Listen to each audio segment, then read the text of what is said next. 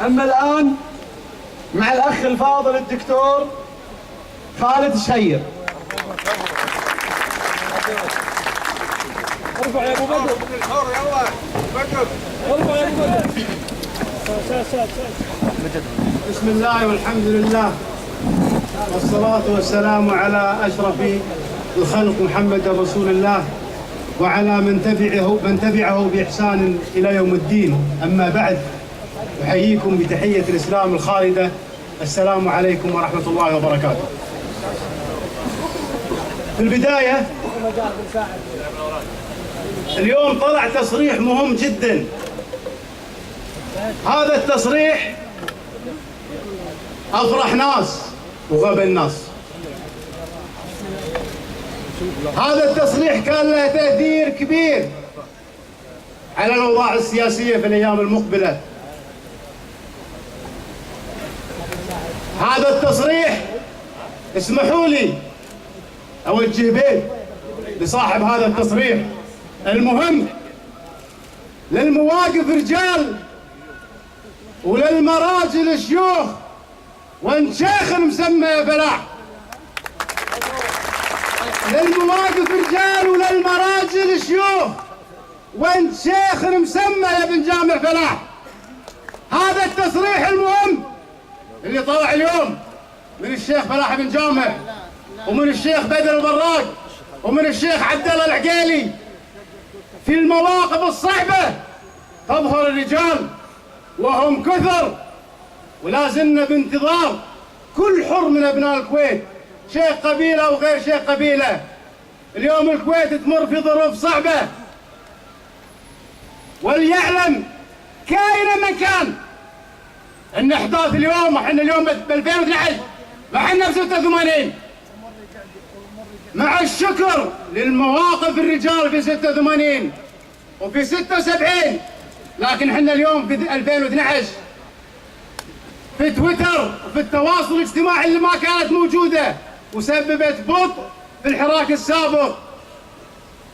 لذلك اليوم لازم تفهم عدل، انت قاعد تتعامل مع شعب حر. الوقت تغير ولازم تعرف جيدا. انا كلامي موجه الان لاي شخص يعبث في إرادة الأمة، لأي شخص يعبث في إرادة الأمة. إذا كان قرارك سريع فلتعلم أن تلاحمنا أسرع منك وأن وقوفنا أسرع منك. بالأمس كان هناك اجتماع لمجلس الوزراء لتعليقهم على بعض مراسيم الضرورة. إن ندوتنا اليوم للأمة كلمتنا ما كانت أمس في مجلس الوزراء، الكلمة يسمعونها الليلة من ديوانية سالم النملان مجابر العلي. وأنا بسألكم، أسأل الأحرار من أبناء الكويت وبيكم تجاوبوني.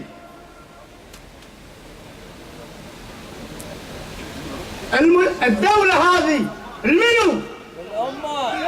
الدولة هذه المنو؟ الأمة هذه المنو؟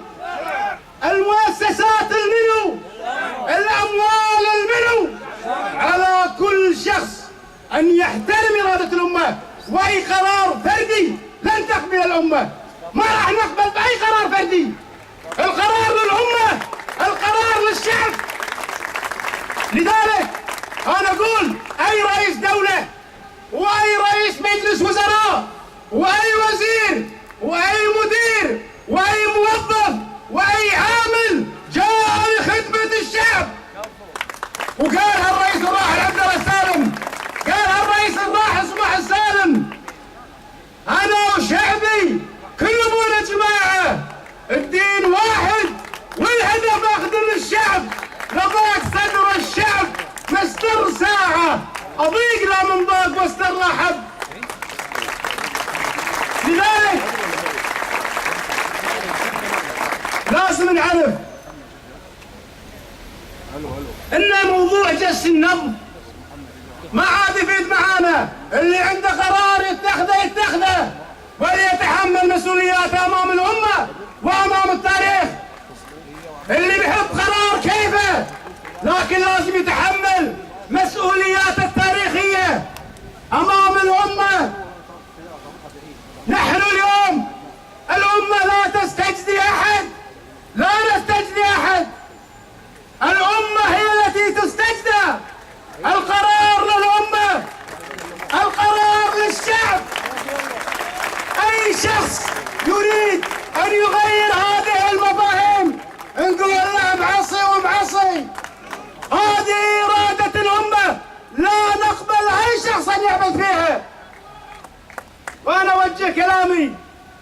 للشعب الكويتي الحر.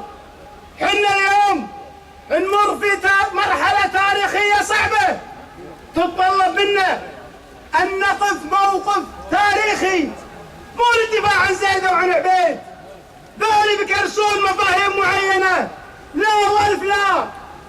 الشعب الكويتي شعب حر، الشعب الكويتي ما يقبل لأي شخص كان أن يعبث في إرادة الأمة، والأمور بتكشفة واضحة. كل الأمة ترفض العبث، فمن يريد العبث فهو يصادر حقوق الأمة. لذلك إذا أردنا أن نكون أحرار وأن نوصل صوتنا، يجب أن يكون لنا موقف تاريخي من هذه الأحداث. هذا الموقف التاريخي يتجسد في حضورنا في ساحة الإرادة الاثنين القادم. يوم السبت.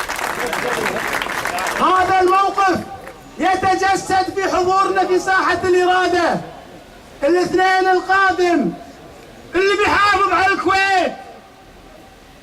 إذا كنا بنحافظ على المؤسسات، دولة المؤسسات، إذا بنحافظ على دولة القانون، إذا بنحافظ على مستقبل عيالنا، كل هذا الأمر يتطلب منا أن نقدم تضحيات. هذا الأمر يتطلب منا نقدم تضحيات، ولأجل الكويت راح نقدم المال والجهد والوقت والدم. لذلك أنا أتمنى حتى نكرس مفهوم المادة السادسة ولا نطلب الاستجداء من أحد، فنحن في دولة مؤسسات ودولة دستور. من يريدها دولة مشيخة يقعد في بيته. لذلك أنا أطالب وأتمنى من الشعب الكويتي اللي عمره ما خذل الأمة أن يتواجد في ساحة الإرادة يوم الاثنين. في الختام أسأل الله أن يحفظ الكويت وشعبها من كل مكروه، والسلام عليكم ورحمة الله وبركاته.